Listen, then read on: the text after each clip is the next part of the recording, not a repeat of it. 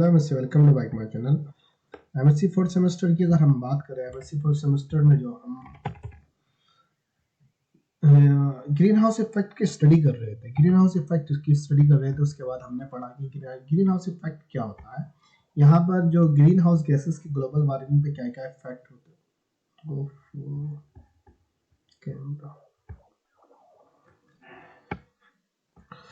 Global warming पे क्या क्या इफेक्ट होते हैं, इसको मैं स्टडी कर चुका था। ग्लोबल वार्मिंग पे क्या क्या इफेक्ट, ग्रीन हाउस गैसेस की impact of green house gas global warming पे क्या इफेक्ट डालती है, क्या इम्पैक्ट डालती है, इसको मैं लास्ट वीडियो में बता चुका था। उसके बाद आता है source of greenhouse gases.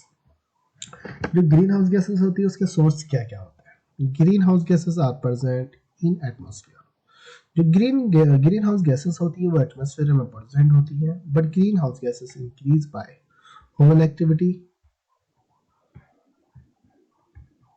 जो ग्रीन हाउस गैसेस होती है वो एटमॉस्फेयर में प्रेजेंट होती है, लेकिन जो ग्रीन हाउस गैसेस इंक्रीज हो रही है वो ह्यूमन एक्टिविटी के द्वारा इंक्रीज हो रही है। ह्यूमन ही तो उसको प्रोड्यूस कर रहा है, उसको एक्टिवेट कर रहा है। जो ग्रीन हाउस गैसेस को प्रोड्यूस कर रहा है बहुत ज्यादा लार्ज अमाउंट में जो एटमॉस्फेयर को में जा रही है, जिसकी वजह से ओजोन लेयर डिस्ट्रॉयड हो रही है, टेम्परेचर इंक्रीज हो रहा है, पोल्यूशन हो रहा है।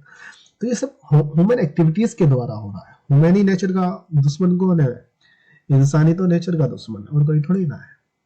इंसान का दुश्मन है, इंसान ही नेचर का दुश्मन है। साइंस इंसान के लिए बहुत बेनिफिशियल है, लेकिन बहुत हजार्डस भी है, बहुत हार्मफुल भी है। Green house gases increase by human activities. Source of methane, यहाँ पर उसने जो ग्रीन हाउस गैसेस के नाम दी थी, carbon dioxide, methane, nitrous acid दिया, नाइट्रस ऑक्साइड दिया, H2O2, हाइड्रोजन पेरोक्साइड, H2 का molecule. Source of methane, methane gas emit during the production of coal, nature of gas, oil and methane also emit from solid waste। वो कह रहा है कि जो source of methane होती है, मैथेन तब निकलती है, methane gas emitted during the production of coal, natural gas and oil. जब ऑयल का फॉर्मेशन किया जाता है, नेचुरल गैस का फॉर्मेशन किया जाता है, कोल बनता है, तो तब मैथेन गैस वहां से प्रोड्यूस होती है, एमिट होती है। जो सॉलिड वेस्ट होते हैं, जो म्युनिसिपल होते हैं ना, म्युनिसिपल के द्वारा जितने भी गार्बेज जो कूड़ा उठाया जाता है उसमें सॉलिड वेस्ट होते हैं, लिक्विड वेस्ट होते हैं। अब तो क्या अलग करने लगे कि लिक्विड वेस्ट अलग करिए, सॉलिड वेस्ट अलग करिए, प्लास्टिक अलग करिए, कांच अलग करिए। लेकिन अभी इंडिया में नहीं, और जो कंट्रियों में ये सारा जितना भी वेस्ट होता है ना, कि प्लास्टिक अलग, कांच अलग, लिक्विड अलग, सॉलिड अलग, पॉली अलग, कागज अलग, तो ये सारा वेस्ट मटेरियल मतलब जो छाटना ना पड़े, जिसकी वजह से सॉलिड लिक्विड होता है, उसकी वजह से वेस्ट जो होता है उसकी वजह से मैथेन भी निकलती है, कार्बन डाइऑक्साइड वगैरह उसमें से निकलने लगती है, एमिट होने लगती है। नेक्स्ट लिखा है resource of carbon dioxide. Carbon dioxide की रिसोर्स क्या है? Carbon dioxide emit during the burning of fossil fuels, coal, natural gas and oil, solid waste, and carbon dioxide emit from chemical industry and manufacture of cement industry and deforestation। कि जो carbon dioxide हो रही है, carbon dioxide emit during the burning of या decomposition of fossils of fuel। fossils fuel, जब fossil fuel को burning किया जाता है, कोल को बर्निंग किया जाता है, नेचुरल गैस को बर्निंग किया जाता है, ऑयल को बर्निंग किया जाता है, सॉलिड वेस्ट को बर्निंग किया जाता है, या सॉलिड वेस्ट जैसे पड़ा रहता है, जो कूड़ा होता है पड़ा रहता है, उसमें से कार्बन डाइऑक्साइड एमिट होने लगती है जब वो सड़ने लगता है।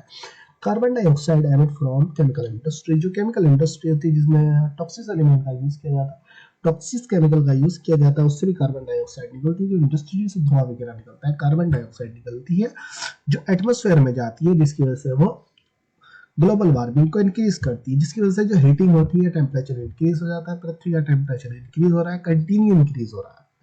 जो पृथ्वी का टेम्परेचर, जो ग्लेशियर पिघल रहे हैं, टेम्परेचर इंक्रीज होने की वजह से ही पिघल रहे हैं।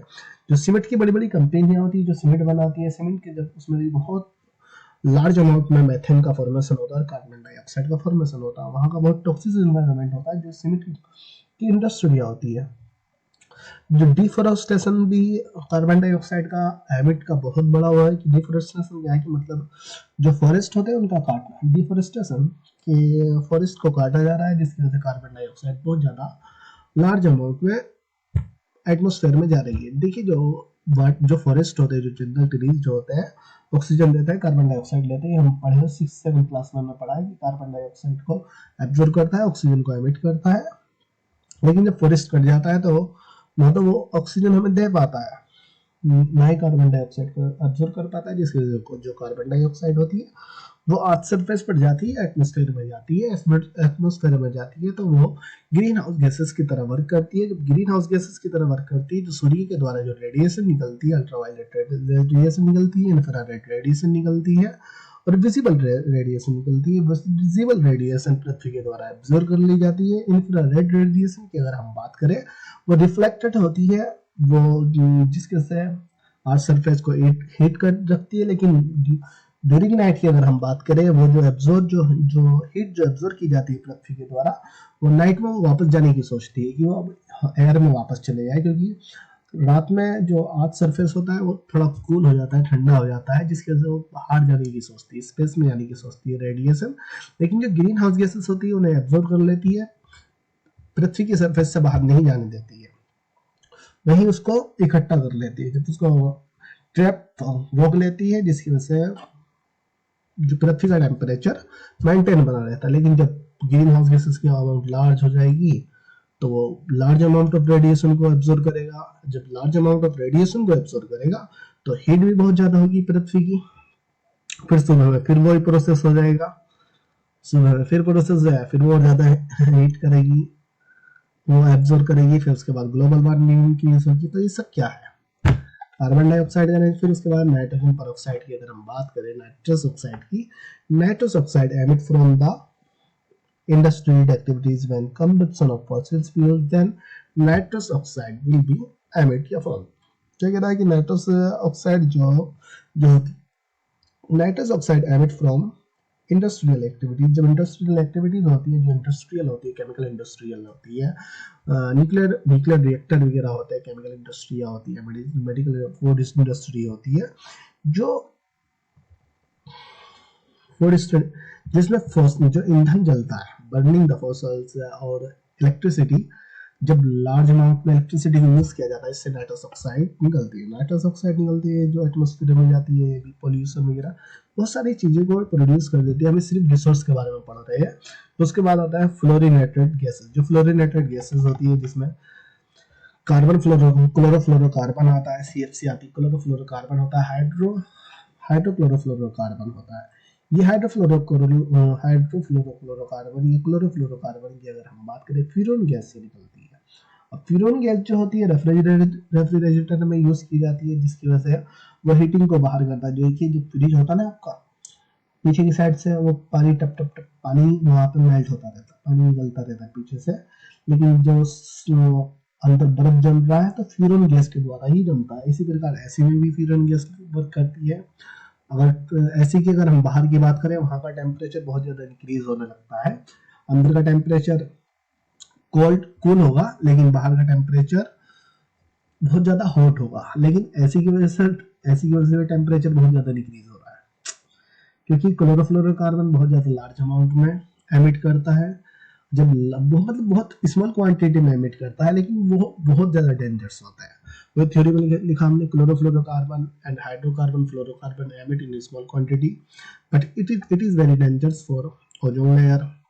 One molecule of chlorofluorocarbon destroy the many molecule of ozone. Ozone layer क्या है, ऑक्सीजन के द्वारा तो बनी हुई है।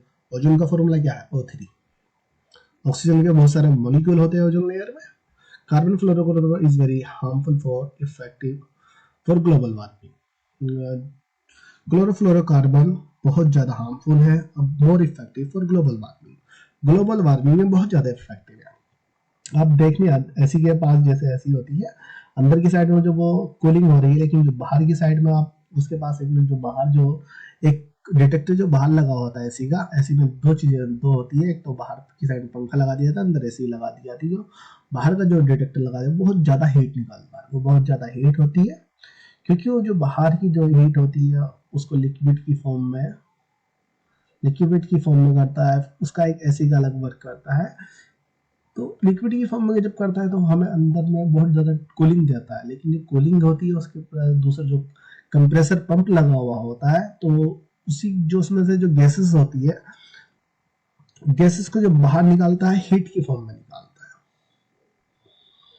ऐसी बहुत डेंजरस है। ऐसी रेफ्रिजरेटर इतना डेंजरस नहीं है, लेकिन जो ऐसी है आज के टाइम में, ऐसी बहुत डेंजरस है एनवायरनमेंट के लिए। उसकी वजह से टेम्परेचर बहुत ज़्यादा इंक्रीज हो रहा है। It emit from furon gas. Furon gas are present in refrigerator. If there is no greenhouse gases in the atmosphere, उसने कहा कि अगर ग्रीन हाउस गैसेस एटमोसफियर में प्रेजेंट ही ना हो तब क्या होगा? Earth temperature will be below -80 degree. Earth का टेम्परेचर -80 डिग्री से कम हो जाएगा। Survival of life will be impossible. जो लाइफ का जो सर्वाइवल है वो बहुत इम्पॉसिबल होगा। एग्जिस्टेंस नहीं कर पाएगी, एग्जिस्टेंस बहुत कम मात्रा में कर पाएंगे। And ice of layer cut on the earth surface. फिर उसके बाद जब उसका रात में कूल होती है, जिसकी वजह से आइस लेयर, पृथ्वी की सतह पर आइस लेयर जम जाएगी। अब जिसकी वजह से टेम्परेचर बहुत ज़्यादा लो हो जाएगा, लेकिन ऐसा कभी नहीं होगा। ऐसा कभी भी नहीं हो भी सकता है, नहीं भी हो सकता, कुछ कह नहीं सकते फ्यूचर का, क्योंकि बहुत ज़्यादा इंडस्ट्री है, मतलब ह्यूमन एक्टिविटी बहुत ज़्यादा है, जिसकी वजह से ह्यूमन तो वैसे हद से ज़्यादा पोल्यूशन कर रहा है, वो हद से ज़्यादा प्रदूषण कर रहा है, इन्वायरमेंट का भी दुश्मन है और वैसे भी दुश्मन है। मनुष्य अपने फायदे के लिए बहुत सारी चीज़ों को नुकसान पहुंचा रहा है। जंगलों को काट रहा है, एनिमल को मार रहा है, इन्वायरमेंट को नुकसान पहुंचा रहा है, इकोसिस्टम को नुकसान पहुंचा रहा है, सारी चीज़ों को डिसबैलेंस कर रहा है, वो नेचर से खिलवाड़ कर रहा है। क्या करता है? नेचर से खिलवाड़ कर रहा है। तो कह रहा है कि अगर ग्रीन हाउस गैसेस ना हो तो क्या होगा कि temperature below the -18 degree and ice layer covered on the earth surface. Ice layer covered on the earth surface. Ice layer cover हो जाएगी अर्थ सरफेस पर, और life existence will be zero, या life existence will be impossible. Life existence impossible होगा। वहीं उसके बाद आता है control the greenhouse gases. Control the greenhouse gases या greenhouse gases effect, control the global warming या treatment of global warming. इसको नेक्स्ट वीडियो में करते हैं कि control the greenhouse gases को किस तरीके से कंट्रोल किया जा सकता है, ग्रीन हाउस गैसेस के इफेक्ट को किस तरीके से कंट्रोल किया जा सकता है, और ग्लोबल वार्मिंग जो इंक्रीज हो रही है उसको किस तरीके से कंट्रोल किया जा सकता है। इसको हम नेक्स्ट वीडियो में पढ़ते हैं। Treat the global warming, global warming का क्या ट्रीटमेंट किया जाए जिसकी वजह से ग्लोबल वार्मिंग इंक्रीज ना हो।